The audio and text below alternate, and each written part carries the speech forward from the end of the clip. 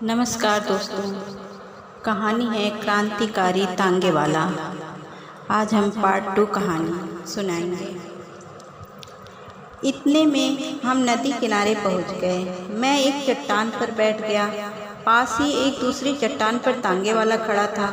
उसने लोटा भर पानी लाकर मेरे पास रखा।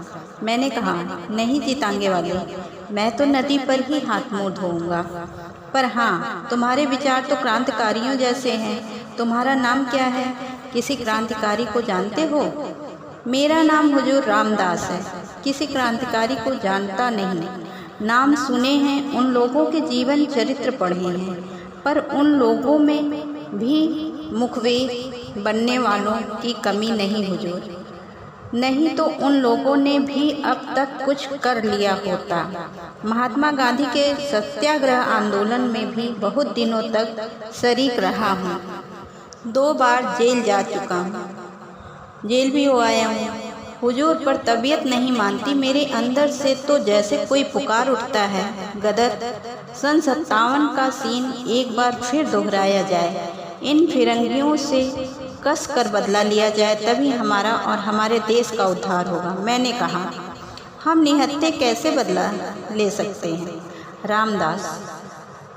सन 57 के बाद ही और थी, तब हमारे पास हथियार थे। अब तो हम लोग बिल्कुल पंगु कर दिए गए हैं हुजूर। यही तो बात है, तांगे वाला बोला। हमने जवाब खोली, हमारे ही भाई बंधु हमें गिरफ्तार करने पहुँचे। हमारे ही में से हमें सज़ा सुनाने वाले आए। हम ही में से हम पर पहरा रखने लगे।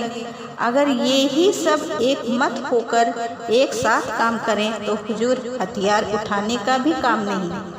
हमारा स्वराज हमारी मुट्ठी में जानिए, लेकिन 10 अगर सच्चे जी से काम करने को तैयार रहें तो 20 धोखा देने को तैयार रहेंगे। अगर हिंदुस्तानियों में एका ही होता तो क्या मुट्ठी भर विदेशी हम पर शासन कर सकते? तांगे वाले ने एक दीर्घ सांस ली और हम दोनों उठकर नदी में हाथ मुंह धोने लगे। इसी समय बड़े ही करुण स्वर में किसी के गाने की आवाज़ आई, हम गरीबों का खुदा नींद में सोया होगा, हम गरीबों का खुदा। थोड़ी देर बाद जिधर से गाने की आवाज़ आई थी, उधर से बिलक बिलक कर रोने की आवाज़ आने लगी। मैं चौंक कर देखने लगा। तांगे वाले ने बतलाया, हुजूर यह एक पगली है, कभी कभी इधर दिख जाती है और अक्सर रात के समय गाती है, कभी रोती है, कभी हंसती है। कहते हैं सन 57 के गदर के समय सम्राट बहादुर शाह को जब कैद किया था और उनके शाहजादों को मार डाला था, तब उनके महल में कुछ बेग में कीमती जेवर इत्यादि छीन लेने के बाद दर दर फिरने के लिए छोड़ दी गई थी। यह पगली उन्हीं में से कोई है। फटे कपड़े पर इस गरीबी में भी हुजूर उसकी चाल, चितवन, बातचीत सब शाही ढंग का है। वह मामूली औरत नहीं जान पड़ती। मैंने तांगे वाले से कहा, तुम उस स्त्री को बुलाओ, मैं उससे बात करूंगा। तांगे वाला बोला, वह किसी से नहीं बोलती हुजूर, न किसी की तरफ देखती है। कहाँ रहती है, क्या खाती पीती है, कोई नहीं जानता। कभी कभी यही नदी किनारे दिख जाती है। न जाने कितने वर्षों से इसी तरह गाती है, रोती है, हंसती है, पर आज तक कोई उससे बात नहीं कर सका है। मैं आश्चर्य में था।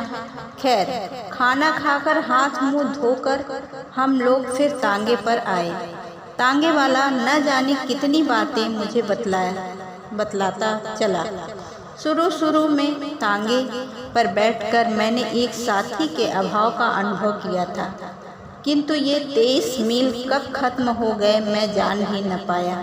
गांव में पहुंचकर जब तांगे वाले ने मुझसे पूछा, यही गांव है, किसके मकान पर चलना है, तब मैंने जाना कि 23 मील की यात्रा समाप्त हो गई।